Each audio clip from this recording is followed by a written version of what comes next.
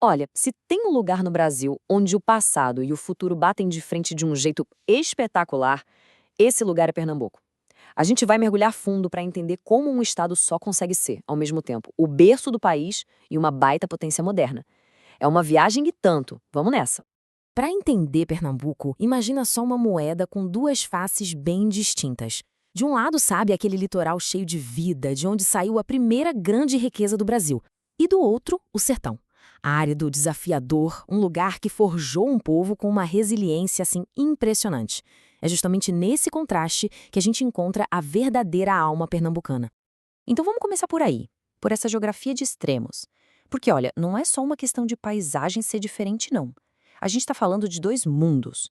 Dois mundos que definiram jeitos completamente distintos de viver, de trabalhar e até de criar arte e cultura. E quem é o grande responsável por essa divisão? Bom, é um gigante de pedra chamado Planalto da Borborema. Pensa numa muralha, uma muralha natural mesmo, que simplesmente impede a passagem das nuvens de chuva que vêm do oceano. O resultado disso, de um lado, um litoral que fica com praticamente toda a água, do outro, um interior que teve que aprender a viver com um sol forte e pouca chuva. É a geografia literalmente moldando o destino. Ok, com esse mapa geográfico na cabeça, bora voltar no tempo. E é claro que a nossa história vai começar onde a terra encontra o mar, né? No litoral. Foi ali que os navios chegaram e foi ali que o primeiríssimo capítulo da história, não só de Pernambuco, mas do Brasil inteiro, começou a ser escrito. E o que foi o combustível dessa história toda? Ouro branco. Isso mesmo, o açúcar. A partir lá do século XVI, a cana-de-açúcar transformou a Zona da Mata numa verdadeira potência econômica mundial. Isso construiu fortunas gigantescas e uma sociedade super complexa, sabe? Com os engenhos sendo o centro de tudo e o Porto do Recife sendo a grande janela para o mundo. Mas, e aqui tem um ponto importantíssimo. Toda essa riqueza não trouxe calmaria, não. Muito pelo contrário. Acendeu foi uma chama de rebeldia. É só olhar para essa linha do tempo para ver. Pernambuco nunca foi de baixar a cabeça. Desde a luta contra os holandeses até as grandes revoluções que sonhavam com um Brasil diferente, esse é um estado que tem a resistência no seu DNA. Certo. Agora, vamos dar uma pausa nos livros de história e fazer essa viagem na prática, como se a gente estivesse lá, saindo do litoral e indo para o coração do estado. E olha, se prepara, porque a mudança na paisagem nossa, é espetacular. A nossa primeira parada, a Mata Atlântica. Tenta imaginar uma floresta que era gigantesca, sabe, pulsando vida, mas que, aos poucos, foi dando lugar aos imensos canaviais. O que sobrou hoje são como ilhas de biodiversidade, pedaços preciosos que guardam a memória de como essa terra era antes de tudo começar. Aí a gente cruza a Borborema e, de repente, tudo muda. É outro mundo. Bem-vindos a Caatinga, um bioma que, olha só existe aqui no Brasil. E não se deixe enganar pela aparência seca, tá? Porque esse é um lugar onde a vida não só resiste, ela encontra um jeito de florescer de um jeito que a gente mal consegue imaginar. E a prova disso tá bem aí, na vegetação. Dá uma olhada nessas plantas. O juazeiro, que tá sempre verde, não importa a seca. O mandacaru, que guarda a água como se fosse um tesouro. O xique-xique. Elas não são só plantas, elas são verdadeiras mestras da sobrevivência, símbolos da inteligência da natureza do sertão.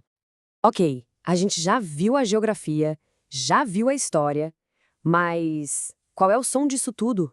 Qual é o ritmo? Em outras palavras, qual é a alma cultural de Pernambuco? A resposta é uma explosão de ritmos, de cores, de uma criatividade que não tem igual. A trilha sonora de Pernambuco é, na verdade, a própria trilha sonora do Brasil. Na batida forte e poderosa do maracatu, a gente escuta a África. Na dança acelerada, quase frenética do frevo, a gente sente a energia das ruas. E na genialidade do Mangue Beat, a gente vê a tradição se reinventando completamente. Cada ritmo desses é uma página da história desse povo.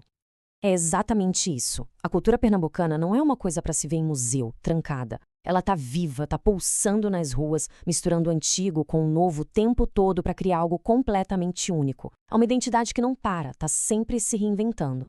E qual é o ponto de encontro de tudo isso? Onde essa explosão acontece com força total? no Carnaval de Recife e Olinda. Esquece aquela ideia de desfile fechado, de camarote. Lá, a festa é na rua, é do povo, é todo mundo junto. É um mar de gente, um mar de música e uma alegria que, olha, ela simplesmente te carrega. É uma daquelas experiências que a gente precisa viver para entender. Mas o interessante é que essa mesma energia que explode no carnaval é a que constrói o futuro. Porque Pernambuco hoje vai muito além do seu passado glorioso, sabe? Vamos dar uma olhada em como esse estado se transformou numa potência econômica agora, no século XXI. Só para a gente ter uma ideia da dimensão, estamos falando de quase 10 milhões de habitantes. É mais gente do que muitos países da Europa têm.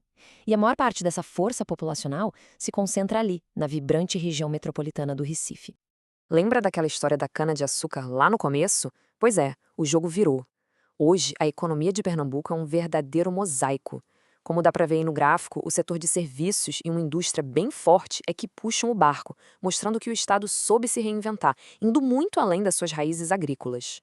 E essa modernização toda tem dois grandes motores. Primeiro, o complexo portuário de Suape, que é uma porta gigantesca de entrada e saída de produtos para o mundo todo.